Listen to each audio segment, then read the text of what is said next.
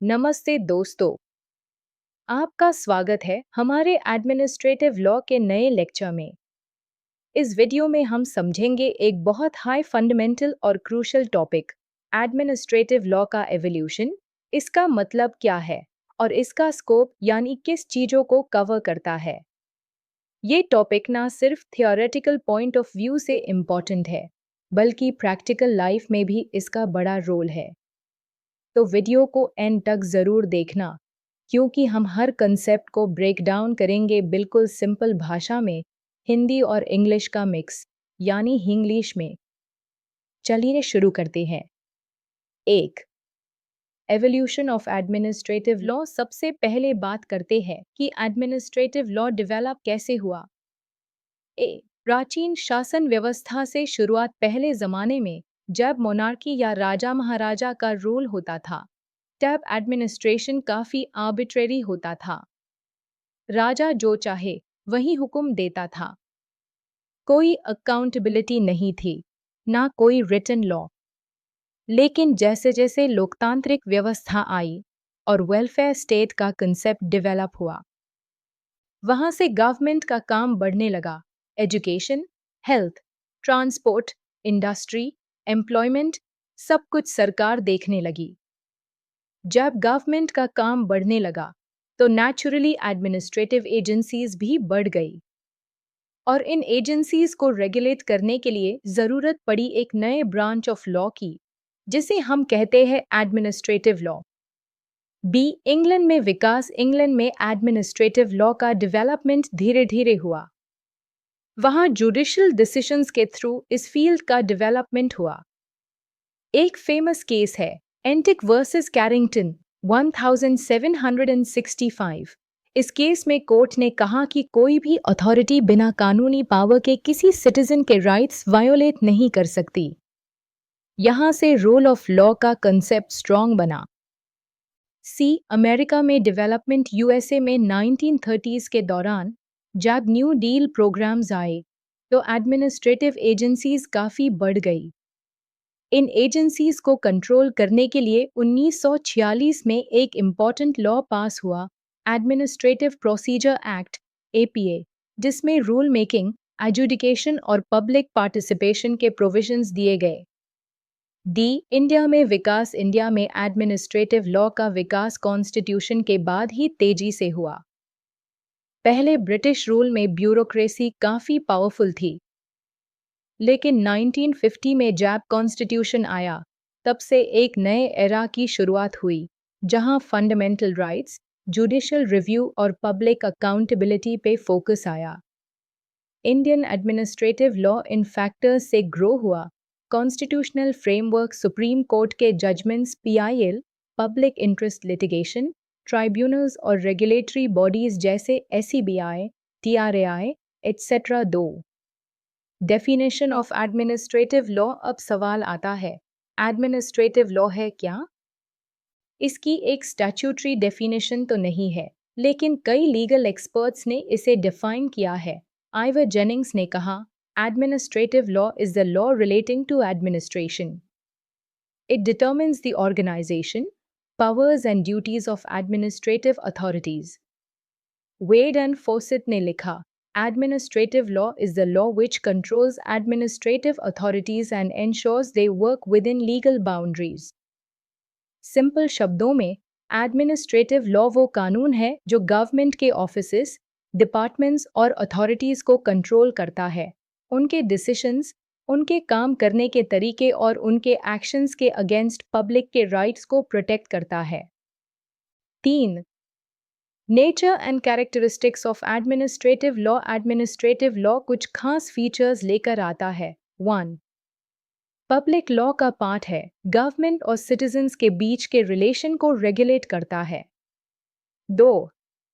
कॉडिफाइड नहीं है, इसका मतलब ये है कि ये किसी एक एक्ट में नहीं मिलता। ये ग्रो करता है कॉन्स्टिट्यूशन, स्टैट्यूट्स और कोर्ट डिसीजंस के बेसिस पे। 3. प्रोसीजर फोकस्ड है, इसका मेन फोकस होता है कि डिसीजन फेयर तरीके से लिया गया या नहीं। 4. रेमेडी देता है, अगर कोई अथॉरिटी गलत काम करे तो पब्लिक उसके अगेंस्ट कोर्ट जा सकती है। 5. इलास्टिक और डायनामिक, ये लॉ हर नए चैलेंज के हिसाब से अडेप्ट होता है। 4. स्कोप ऑफ एडमिनिस्ट्रेटिव लॉ, चलिए अब देखते हैं कि एडमिनिस्ट्रेटिव लॉ का स्कोप या रेंज क्या है। ये लॉ किन किन चीजों को कवर करता है? ए. डेलीगेटेड लेजिस्लेशन, जब पार्लियामेंट या लेजिस्लेचर अपना कुछ पावर एग्जीक्यूटिव को दे देता है रूल्स बनाने के लिए, तो उससे कहते हैं delegated legislation. Administrative law ensure करता है कि ये डेलीगेशन नेसेसरी हो, लीगल लिमिट में हो और उस पे प्रॉपर कंट्रोल हो। बी. एडमिनिस्ट्रेटिव एजुडिकेशन, जब गवर्नमेंट के डिपार्टमेंट्स खुद हाई डिस्प्यूट सॉल्व करते हैं, जैसे इनकम टैक्स ऑफिसर असेसमेंट करता है, तो वो क्वासी जुडिशियल फंक्शन होता है। एडमिनिस्ट्रेटिव लॉ इंश्योर करता है कि ये डिसीजंस नेचुरल जस्टिस के प्रिंसिपल्स फॉलो करते हुए हो। सी. जुडिशियल रिव्यू, ये सबसे बड़ा वेपन है पब्लिक के हाथ में। हाई कोर्ट्स आर्टिकल 226 और supreme court article 32 administrative decisions को रिव्यू कर सकती है अगर वो अनफेयर है, बियस्ड है या जुरिस्डिक्शन के बाहर दिए गए है। D. Principles of natural justice, administrative law insist करता है कि डिसीजंस लेने में फेयरनेस हो।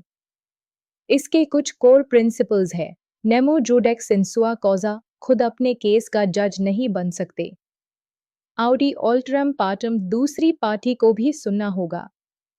रीजन डिसीजन लिखित और लॉजिक बेस्ड होना चाहिए। डॉक्ट्रिन ऑफ लेजिटिमेट एक्सपेक्टेशन, अगर कोई अथॉरिटी कुछ प्रॉमिस करती है तो पब्लिक को एक्सपेक्टेशन का हक बनता है। E. Control of discretion, government officers के पास डिस्क्रेशनरी पावर्स होते हैं। एडमिनिस्ट्रेटिव लॉ इंश्योर करता है कि ये पावर आर्बिट्रेरीली यूज ना हो, बल्कि रीजनेबली और लीगली हो। F. Writ jurisdiction, Indian constitution ने आर्टिकल 32 और 226 के थ्रू कोर्ट्स को पावर दिया है कि वो 5 रिट्स इशू करें। हेबियस कॉर्पस, इलीगल डिटेंशन के अगेंस्ट। मैंडेमस, किसी ड्यूटी को परफॉर्म करने का ऑर्डर। सेट्योररी, लोअर कोर्ट के रॉन्ग डिसीजन को क्वॉश करना। प्रोहिबिशन, किसी अथॉरिटी को एक्शन लेने से रोकना। क्वोवरांटो, किसी पर्सन से पूछना कि उनके पास किसी पब्लिक पोस्ट का लीगल राइट है या नहीं। जी. लोकपाल और लोकायुक्ता, ये अथॉरिटीज गवर्नमेंट ऑफिसर्स के अगेंस्ट करप्शन के कंप्लेंट्स सुनते हैं।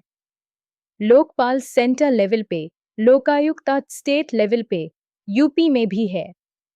H. Tribunal, central administrative tribunal CAT जैसे इंस्टीट्यूशंस बनाए गए हैं ताकि सिविल सर्वेंट्स के service related disputes efficiently solve हो सके। 5. इंपॉर्टेंस ऑफ एडमिनिस्ट्रेटिव लॉ, अब सवाल उठता है एडमिनिस्ट्रेटिव लॉ की जरूरत ही क्यों है। 1. गवर्नमेंट अकाउंटेबिलिटी के लिए किसी भी अथॉरिटी को अनचेक्ड पावर नहीं मिल सकती। 2. सिटीजन के राइट्स को प्रोटेक्ट करने के लिए अगर कोई अथॉरिटी आपके खिलाफ गलत डिसीजन लेती है तो आप कोर्ट जा सकते हो।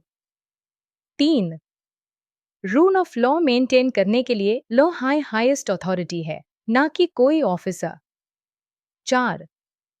पब्लिक का ट्रस्ट बनाए रखने के लिए जब सिटीजन्स को पता होता है कि उनके राइट्स प्रोटेक्टेड है तो वो सिस्टम पे भरोसा करते हैं। 6. सोर्सेज ऑफ एडमिनिस्ट्रेटिव लॉ, इस लॉ का सोर्स क्या है।